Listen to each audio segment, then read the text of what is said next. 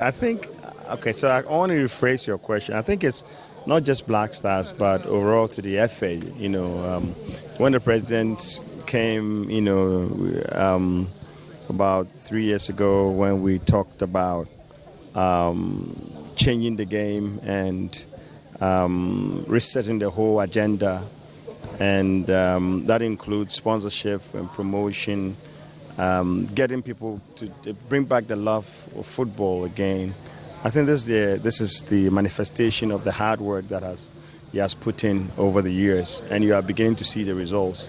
And we're quite excited about it because football is the only language that unites all of us. So we are very, very happy, and there's more to come, good things to come. And more especially having been able to qualify for the World Cup, being considered one of the top teams of the 32 teams that we participate in the Mondial. To me, it's phenomenal. So the benefits of that is all what you're seeing. And we are very glad. Do you in any way feel that all this support will put a pressure on the team to deliver to us?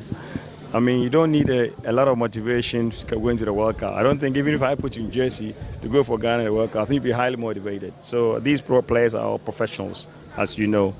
And I know that they are going to make us all proud.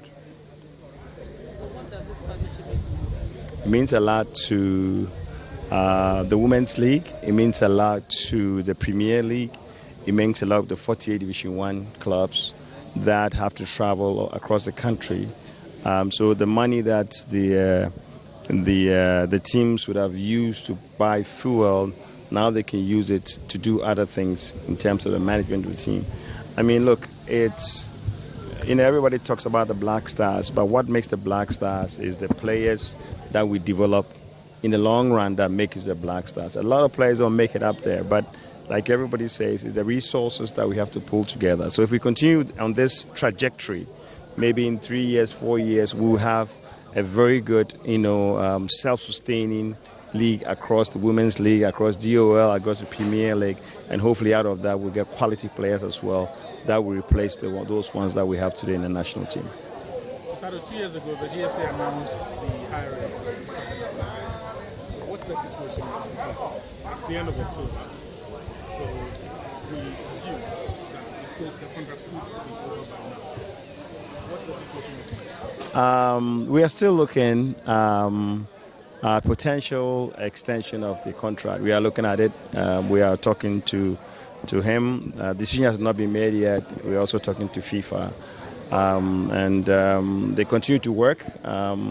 Like the last time you saw, they launched the talent identification program and development program that we believe that in the long run, it's going to be the foundation for how we develop our philosophy, our DNA for Ghana football, which, it's long overdue.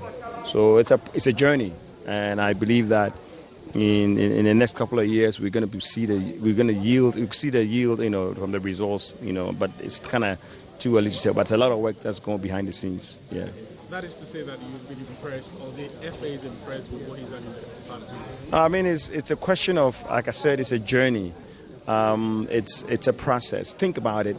You always, if you are looking at any program, you have to start from where you were when you got in, right? So like the FA, when we came in, you all knew where we were. Everybody, you don't need a magician to tell you where you were. But you look back and say, wow, we've been able to accomplish all this. I mean, look at the pilot program that they are putting together of the districts in Accra, where they now have about, 30 or 40 new coaches who are going out there to recruit young men for the age of 9 to 12 years. And that's down the line, based on the training and development of the program, in the 3 years, 4 years, they'll become the basis for your U15. So all of a sudden, you have a program where 15 graduates to 17 with the same model of playing football, understanding, and most importantly, understanding the fundamentals of the game, which I believe most nations or most African nations lack. We do have the talent, but the talent can only take you as far in the new global soccer, as you know, with technology and science. So now we got to work on the principles of the game at an early age, so that by the time they get to the professional level, life will be a lot easier for everybody. Addo, we're 3 weeks away from the World Cup. Yeah. Black Stars coach is still at Dortmund. At what point will he be released to begin active work on the team? All the players that will be participating in the World Cup will be released by the weekend or the 13th or the 14th, and I think at that point that's where everybody assembles. So to me, it's a no-brainer. Everybody comes together and we all play. So it's a no-brainer. The other coaches have started working basically. But so you don't believe he's working? He's in this moment committed at that. No. Let me ask you. Okay. Let me put it this way: they've been working since the day they were appointed. They've been working behind the scenes. They are having meetings on a weekly basis with the technical teams, with the players. Trust me, you have no idea how much work is going on at this time.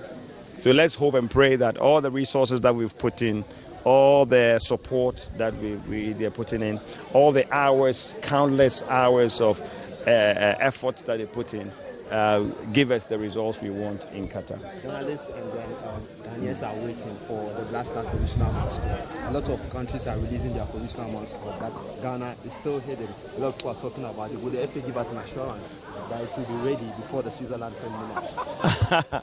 But we are only like a couple of days from the actual list. I mean, a lot of, like you're right, some have released it, some haven't released it. It's not mandatory from that regard from FIFA or from anybody else. For me, I really don't know. I can only say that the lists have been provided to FIFA. The players have all been communicated. They have all been talked to as to that they are on the list. Like everybody else, you're going to be monitoring players between now and the 14th to see who is in top form, who gets injured, who's out, who's on. So it's a big list. And at the end of the day, every country has a big list as to who makes it. I think the most important thing that we should focus on is the 26th that comes out. I mean, that's the most important thing. Now, a lot of the rest, I don't know. I don't have any yes or no answer for you. How much is Ghana looking to spend at the World Cup? Hey, but me, how would I know?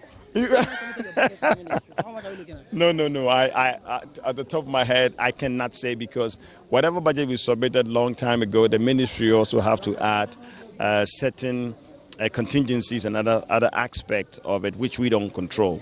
So I cannot, for the life of me, even begin to guess. But I believe whatever the minister, and I've heard a couple of sound bites, is talking about, we plan to go as far as the final. So hopefully he puts all that in. How much did the GFA submit?